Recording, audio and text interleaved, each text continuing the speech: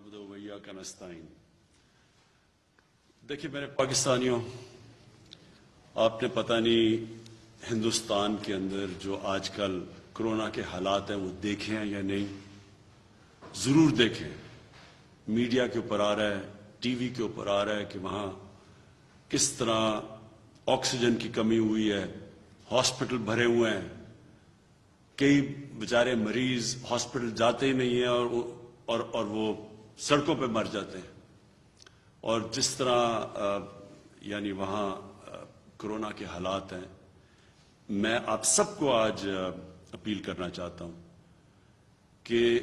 अगर हमने अब एहतियात ना की, चंद दिनों में, हफ्ते में, ज्यादा से ज्यादा 2 हफ्ते में हमारे वो हालात होने वाले हैं। इस वक्त हमारे अस्पताल सिर्फ इसलिए वो हालात नहीं हुए जो हिंदुस्तान में है क्योंकि हमने 1 साल पहले अस्पतालों की कैपेसिटी बढ़ा दी थी। अगर ये पिछले साल वाला हालात होते, यानी हमारे हॉस्पिटल में उतनी कैपेसिटी होती जो 1 साल पहले थी, तो मैं आपको यकीन दिलाता हूं कि आज आप जो हिंदुस्तान में हालात हैं वो आज पाकिस्तान में देख रहे होते। लेकिन जिस तरह की जो हम देख रहे हैं ट्रेंड ऊपर जा रही है, जिस तरह का ये जो तेजी से बढ़ रहा है कोरोना के केसेस, तो मैं आज सिर्फ आपसे अपील करना चाहता हूं कि आप बराए मेहरबानी करके ये जो SOPs हैं, ये जो हम बार बार कहते हैं और अब लोग इसके ऊपर कोई तवज्जो ही नहीं देते, ये जो मास्क है सबसे पहले तो इसको अगर आप पहनेंगे आधा आपका मसला यहां हल हो जाता है। और अगर आप सब ये अब से लेके ईद तक अगर SOPs के ऊपर चलेंगे तो हमें वो कदम ना उठाने पड़े जो बदकिस्मती से इस वक्त हिंदुस्तान में उनको उठाने पड़ रहे हैं, यानी कि शहरों का लॉकडाउन करना पड़ेगा। अगर हमारे भी वही हालात हो गए जो हिंदुस्तान के हैं, तो इस कोरोना को रोकने के लिए हमें फिर बंद करने पड़ेंगे शहर। और हम वो नहीं चाहते क्योंकि दुनिया का तजर्बा यह है कि जब आप लॉकडाउन करते हैं तो जो सबसे कमजोर और गरीब तबका है वो पिस जाता है। तो इसलिए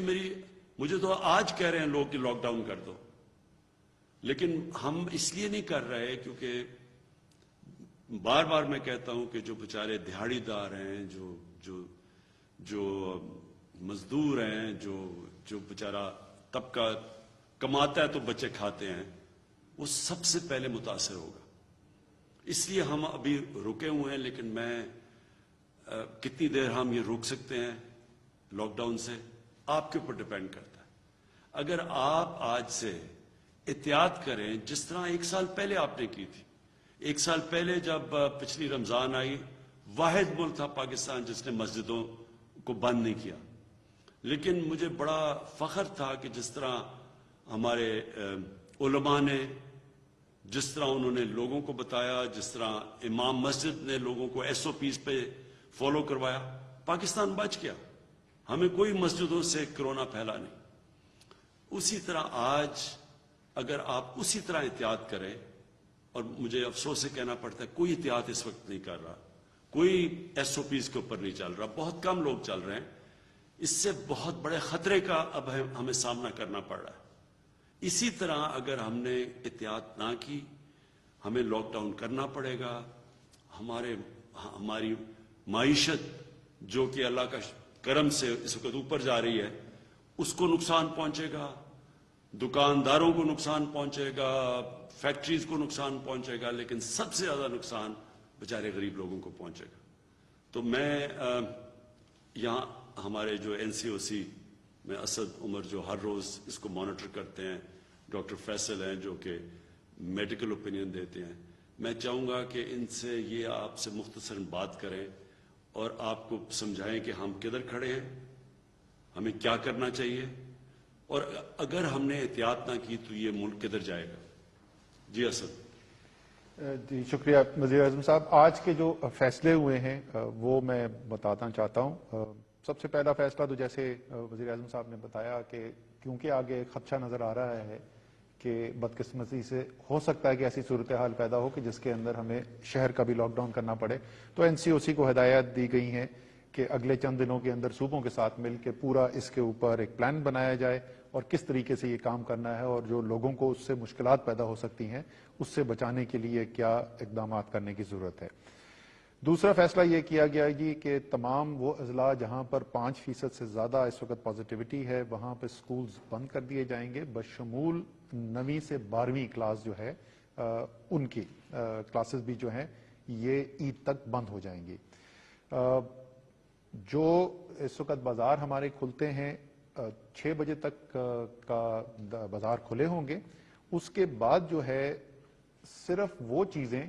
جن کو یہ سمجھا جائے گا کہ وہ ضروری چیزیں ہیں اور جو اسینشلز جن کو کہا جاتا ہے ان کا کاروبار الاؤ ہوگا اور اس کی باقاعدہ ایک فہرست دے دی جائے گی، ایشو کر دی جائے گی جس کے اندر وہ کون سے کاروبار ہیں جو کھولے جا سکتے ہیں اس کی لسٹ ہوگی۔ انڈور ڈائننگ کے اوپر پہلے سے پابندی تھی، اب عید تک جو ہے وہ آؤٹ ڈور ڈائننگ کے اوپر بھی پابندی لگائی جا رہی ہے اور ٹیک اویز الاؤڈ ہوں گے، یعنی گھر ڈیلیوری کرنی ہے یا وہاں سے آ کے کوئی کھانا لے جانا چاہتا ہے اس کی اجازت ہوگی، لیکن وہاں پر بیٹھ کر کھانے کے اوپر پابندی لگ رہی ہے رمضان کے لیے۔ جمز جو ہیں انڈور جمز جو ہیں ان کے اوپر پابندی لگائی جا رہی ہے۔ آفس ٹائمنگز جو ہیں ان کو 2 بجے تک محدود کیا جا رہا ہے کیونکہ 6 بجے تک بازار کھلے ہوں گے تو ہم چاہتے ہیں کہ بیچ میں اتنا ٹائم ہو لوگوں کے پاس کہ انہوں نے جو شاپنگ کرنی ہے بشمول عید کی شاپنگ، یہ میں خاص طور پہ درخواست کرنا چاہتا ہوں جتنے لوگ ہیں مرد حضرات اور خاص طور پہ خواتین کے ساتھ کہ عید کے لیے جو بھی آپ شاپنگ کرنا چاہتی ہیں وہ ضرور کریں، لیکن دن کے وقت کریں، شام کو افطار کے بعد بازار نہیں کھلے ہوں گے تو دن کے بعد شاپنگ کریں اور ضرور کریں، عید کی ضرور تیاری کریں، اس میں کوئی حرج نہیں ہے۔ اور دوسری اس میں یہ ریکویسٹ ہوگی کہ آخری 3 دن اور 5 دن کا نہ انتظار کریں، یہ جیسے ہی اب سے آپ شاپنگ شروع کر دیں، کیونکہ جیسے وزیر اعظم نے یہ کہا کہ خدشہ یہ ہے کہ اگر زیادہ آگے بیماری پڑتی ہے تو ہو سکتا ہے لاک ڈاؤن بھی ہو جائے، تو اس سے پہلے ہی آپ جو ہے آرام سے شاپنگ کرتے رہیں تاکہ آپ کو پریشانی نہ ہو۔ اسی طریقے سے جو 50% ورک فرام ہوم کی پالیسی، یعنی کسی بھی دفتر کے اندر 50% سے زیادہ لوگ نہ بلائے جائیں ایک دن کے اندر، اس پالیسی کی امپلیمنٹیشن کے اوپر زور دیا گیا ہے۔ باہر سے جو آ رہے ہیں اس وقت آپ دیکھ رہے ہیں کہ دنیا کے اندر مختلف ویریئنٹ اس وقت پھیلتے چلے جا رہے ہیں اور اس کے علاوہ بھی پاکستان کے اندر جو ہے کیونکہ وبا کا پھیلاؤ بہت زیادہ ہو گیا ہے تو ہدایات دی گئی ہیں کہ اگلے 1-2 دن کے اندر ایک تفصیلی پالیسی بنائی جائے جس کے اندر جو لوگ باہر سے آ رہے ہیں اس کی تعداد میں بھی کمی لائی جا سکے اور اس کے ساتھ ساتھ جو یہاں پہ آئیں گے لوگ ان کی ٹیسٹنگ کا اور ان کی کوارنٹین کا جو نظام جو ہے وہ بھی ایک مربوط نظام بنایا جائے تاکہ وہاں سے باہر سے وبا کے آنے کی وجہ سے خدشہ نہ پیدا ہو۔ اسی کے ساتھ آخری چیز جس کے اوپر ہدایات دی گئی ہیں وہ یہ ہے کہ ہمارا آکسیجن جو سپلائی ہے، ہمارے جو لوگ مریض جو ہیں جو کرٹیکل کیئر کے پیشنٹس ہوتے ہیں جو ذرا زیادہ سنجیدہ جن کو بیماری ہو جاتی ہے ان کو آکسیجن لگانی پڑتی ہے اور اس وقت صورتحال یہ پیدا ہو گئی ہے کہ ملک کی پوری پیداواری صلاحیت جو ہے آکسیجن کی ہم اس کے 90% کے اوپر جا چکے ہیں اور اس کے اندر سے تقریباً 80% جو اس وقت آکسیجن ہے وہ استعمال ہو رہی ہے، 75 سے 80% صحت کے لیے اور کورونا ایک بہت بڑا حصہ ہے اس کے لیے۔ تو آکسیجن کی سپلائی کو اور مزید کیسے بہتر کیا جا سکتا ہے جلد از جلد، اور باہر سے بھی اگر ہمیں درآمد کرنی پڑے تو آکسیجن کا انتظام بہتر کیا جائے، یہ تمام آج فیصلے کیے گئے ہیں اور ہماری امید یہی ہے کہ جیسے وزیر اعظم صاحب نے ابھی آپ کے ساتھ آپ کو بھی اپیل کی ہے، ان ہدایات کے اوپر اگر عمل درآمد کریں گے تو انشاءاللہ تعالی رمضان میں ہماری عبادت جو ہے وہ بھی جاری رہے گی اور عید بھی ہم منا سکیں گے۔ اگر ہم یہ نہیں کریں گے تو پھر ان دونوں چیزوں کے اندر ہمیں آگے مشکل آ سکتی ہے۔ اب فیصل آپ ذرا سا تھوڑا سا تفصیل بتا دو کہ اس وقت صورتحال ہسپتالوں میں ہے کیا؟ بہت شکریہ جی۔ زیادہ تر جو اہم فیصلے ہیں وہ آپ کو بتا دیے گئے، لیکن کچھ اس کی بیک گراؤنڈ اور جو پس منظر ہے وہ جاننا ضروری ہے۔ آپ کو یاد ہوگا کہ گزشتہ سال گرمیوں میں جب پہلی لہر آئی تو انتہائی شدید دباؤ پڑا ہیلتھ سسٹم کے اوپر، بہت سارے لوگ انٹینسو کیئر میں اور آکسیجن کے اوپر داخل ہوئے اور ان کی تعداد تقریباً 3,500 کے قریب میکسیمم کے قریب چلی۔ یہ میں آپ کو بتاتا چلوں کہ اس وقت جو آج کی یہ جو فگر ہے یہ 4,600 سے اوپر ہے، تو ہم پچھلی دفعہ کی جو لہر ہے اس سے بہت اوپر جا چکے ہیں اپنی اگر ہم ہیلتھ سسٹم کے اوپر پریشر کو میجر کرنا چاہیں۔ اس کے علاوہ جو پرسنٹ پازیٹیوٹی ہے وہ لگاتار 10% سے اوپر یا اس کے لگ بھگ چل رہا ہے۔ اس سے کیا پتہ چلتا ہے؟ اس سے یہ پتہ چلتا ہے کہ ہمارے معاشرے میں وبا کا پھیلاؤ جو ہے وہ شدید موجود ہے. ہمارے بڑے بہت سے شہر ہیں جہاں جو پرسنٹیج پازیٹیوٹی ہے وہ 20% سے بھی زیادہ ہے, اور ہم یہ بھی دیکھنے میں نظر آ رہا ہے کہ کچھ ایسے شہر جو اب تک جن کی پرسنٹ پازیٹیوٹی کم تھی وہاں بھی یہ شرح بڑھ رہی ہے. اس ساری بات کا نتیجہ یہ ہے کہ ہمارے ہیلتھ سسٹم کے اوپر, ہمارے ڈاکٹرز, نرسز اور دیگر پروفیشنلز کے اوپر اور ہسپتالوں کے اوپر ایسا پریشر ہے جو خدا نہ خواستہ یہ ایک لیول سے اوپر نہ چلا جائے. اور جیسے اسد عمر صاحب نے بتایا کہ ساتھ ساتھ ہماری جو آکسیجن کے اوپر پریشر ہے وہ بھی خاصا زیادہ ہے, اور ہم تقریباً اپنی جو مین کیپیسٹی ہے اس کا 90% کے قریب استعمال کر رہے ہیں. تو اس صورتحال میں, اور یہ وہ پس منظر ہے جس نے ہمیں مجبور کیا ہے کہ یہ آج ہم فردر کچھ سختیاں اناؤنس کریں, اور جیسے آپ نے سنا کہ وزیر اعظم نے ذکر کیا کہ اگر ہم ان پہ عمل نہیں کرتے تو خدا نہ خواستہ ہم اس جگہ نہ پہنچ جائیں جہاں ہمیں واقعی ایک لاک ڈاؤن کرنا پڑے جو کہ ہمیں دوہری تکلیف سے ہمکنار کر دے گا. سو میری آپ سب سے اپیل ہے کہ یہ SOPs کو اپنائیں اور اس کے ذریعے اپنی صحت اور اپنے گھر والوں کی صحت اور سارے معاشرے کی صحت کو بچائیں. بہت شکریہ. اچھا جی, آخری 2 باتیں. سب سے پہلے کہ میں نے پاکستانی فوج کو بھی کہا ہوا ہے کہ وہ اب SOPs کو عمل میں لانے کے لیے وہ بھی ہماری لا انفورسمنٹ, ہماری پولیس کے ساتھ وہ اب سڑکوں پہ نکلیں گے, کیونکہ ہم اب تک کہتے رہے ہیں لوگوں کو کہ SOPs پہ چلو, لیکن ہم دیکھ رہے ہیں کہ لوگوں کے اندر نہ کوئی خوف ہے, نہ کوئی احتیاط کر رہے ہیں, اور اسی کی وجہ سے یہ تیزی سے اوپر جا رہا ہے. تو اب سے میں نے پاکستانی فوج کو کہا کہ وہ بھی آ کے ہماری پولیس اور لا انفورسمنٹ کی مدد کرے. آخری بات میں یہ کہنا چاہتا ہوں, یہ بھی لوگ کہتے ہیں کہ جی ویکسین پاکستان میں اور زیادہ ہمیں کرنی چاہیے اور دنیا کا مثالیں دے رہے ہیں. ہم پوری کوشش کر رہے ہیں, جو ملک اس وقت دے سکتے ہیں جن کے پاس ایکسیس ہے. پہلے تو ہندوستان نے انٹرنیشنلی فیصلہ ہوا تھا کہ ہندوستان نے, کیونکہ سب سے دنیا میں دوسرے نمبر پہ وہ ویکسین بناتا ہے, لیکن بدقسمتی سے ان کے اتنے برے حالات ہیں کہ وہ اب کسی کو نہیں دے رہے سوائے اپنے ملک میں, اور انہوں نے شاید 2-3 ملکوں کو شروع میں دیے تھے. چائنا سے ہم نے مانگی ہوئی ہے ویکسین, لیکن ان کے اوپر بھی اتنی اس وقت ڈیمانڈ آئی ہوئی ہے.